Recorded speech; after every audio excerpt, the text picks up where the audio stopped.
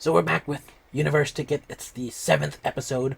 It's called Promotion or Elimination. And so around this point, I'm thinking, how long is this show?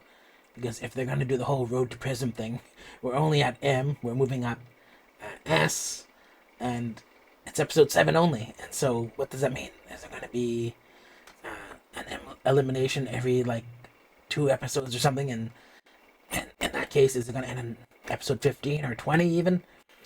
But it looks like they're eliminating at a quicker pace than other shows. Uh, and so now, I guess this is going to be an episode where it's just about eliminations.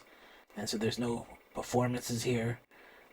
Well, there will be performances, but I'll just skim through them.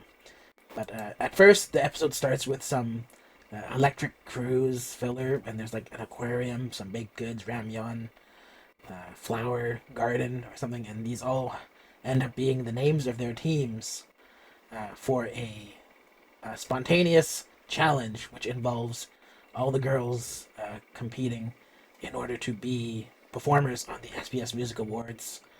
And so 8 will be able to do the signal song there, and also I guess there'll be a dance break maybe on the live show, but particularly for this challenge, there seems to be 3 groups of 10, and they each have to choreo as well as perform their own dance break. Now, I thought that the winning team would just get in, but then the fact that they said only 8 people will be doing it and there are teams of 10, so I guess it does make sense that individuals are chosen out of each of them. And so there's 3 teams. There's Team Aqua, Team Garden, and Team Cruise. And obviously those names are from this kind of filler content that they're doing. So they have this coach come out and explain the rules to them. And then they split into their teams. And so the first team, Team Aqua, has Narumi and Kim Sujin basically leading the choreo. And they get to perform, and I feel like they did a good job. The moves were very flashy. It was smart to split off into 2 groups, with 2 units within the group. And so they had like a cute unit, and then they had a kind of like more cool unit doing moves. And then we get to the second team, which is Team Garden. Team Garden has like Sunwoo, Seowan, and Nana, and also Jelly, Gabby. And so this team was interesting because Gabby was struggling throughout this team. But then, it's just, I think this was the team. So Gabby was struggling, and I feel like the leaders were too forceful in terms of like trying to get more flashy moves into it, but then they didn't polish it up and make sure everyone was on board. And so during their actual live performance, people were making mistakes, and I think it severely affected them. Many people were confused. There were too many errors. And now the final team is Team Cruise, and here you have Hyunju, Alicia, Sian, Sujin, and Oyuna, and Jang Sua. And Jang Sua was struggling, but she ended up getting help from Oyuna and Sian. And when you get to see their final performance, their whole dance break was actually just all team formation, which I think worked for them because they did it without error, and they all got to work together to make sure no one messed up. And so that was actually the smart move in the end. I still like Team Aqua's dance break better. It was just more interesting. But I feel like Team Cruise, they did what was best, which was work on teamwork, which is the point of being in a girl group, I think. But then my questions earlier about whether teams would go through or not, it's actually individuals, and they're all plucked from each team.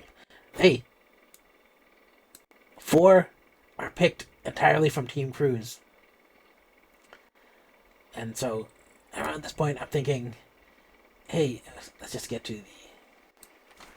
Where is it? This is them. So these are 8 who were picked. 4 were coming from Team Cruise. Bang Yana, Alicia, Huang Xian, and Oyuna. And then 3 were picked from Team Aqua, Kim Sumin, Narumi, and Kotoko, which I agree with that. And then 1 was picked from Team Garden, which is just Nana. And so that's interesting. I don't know if any of these girls end up getting eliminated on this episode. At least I don't recall at this point. But anyways, that's them. These guys will get to perform in the show. I think that's kind of weird. I don't know if this SBS Music Awards was going on while the show was filming, and so that's kind of confusing to me. Because if some of these girls aren't in the final group, it's kind of just weird to do that. I don't know why they would just do have girls closer to the final, but I guess it depends on when the award show takes place. And then after this, we get to a promotion ceremony, which is basically the elimination show part of it.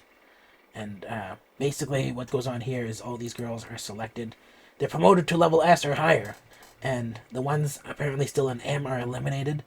And at first, I was kind of confused about what they were saying, because there are 30 girls here, and they kept throwing around the number 21.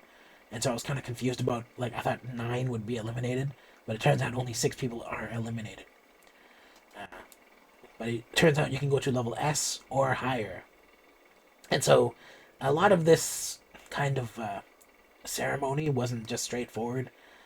It was all kind of milked for drama and, like, hype. And so, Kotoko and Oyuna goes first, and right away we learn that you can go higher than S, right? And so there's a chance, at least. And then I think the first one in S is Lim Se-1. Sorry, the first one in I, level I, is Lim Se-1. And then later on, after a lot of drama and just rivalry, stoking, and then also there was a candy ticketing event where, like, Miss Congeniality was selected. Basically, everyone voted out of the trainees only, and Nana got promoted even higher. And so later on, we find out that one person is in level R, and that turns out to be Nana. And so Nana got to level R, and it looks like, 6 are definitely eliminated, and there's 24 remaining, I think, unless I miscalculated. Let's double check that. Yeah, it's 24 remaining. And that's it. That's the whole show. It was dragged out for a really long time just to show all these promotions and eliminations. Look at this stage. They didn't even bother to make level P. But I guess next time. Oh yeah, they did. Okay. I thought they skipped over that entirely, but I guess it wouldn't make sense. Because they just have to build it anyways. It looks like that P is falling apart at the seams on the far left there. But anyways, that's it. That's this show.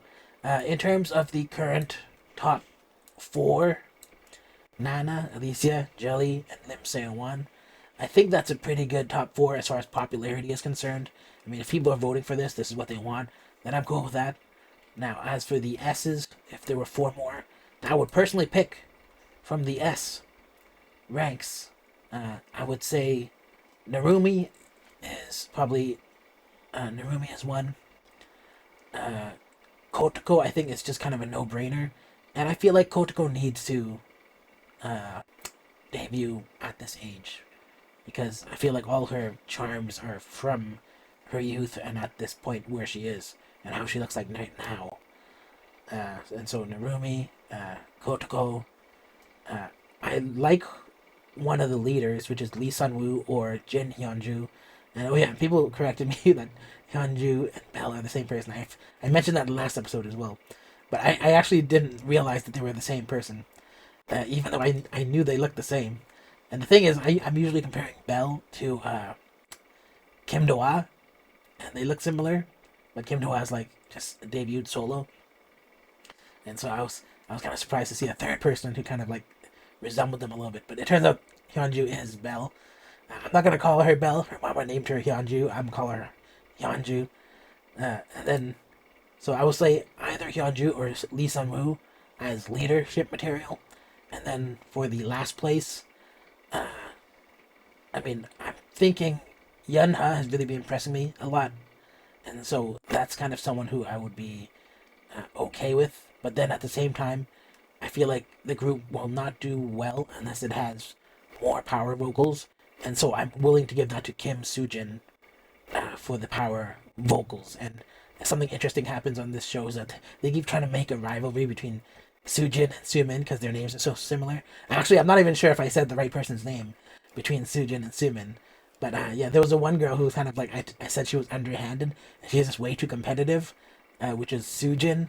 But I feel like she's easing into it now, and even though she's like always trying to get her own, which is totally fine, by the way. When I say she's underhanded, I'm not trying to disparage her. I'm just saying that's her personality.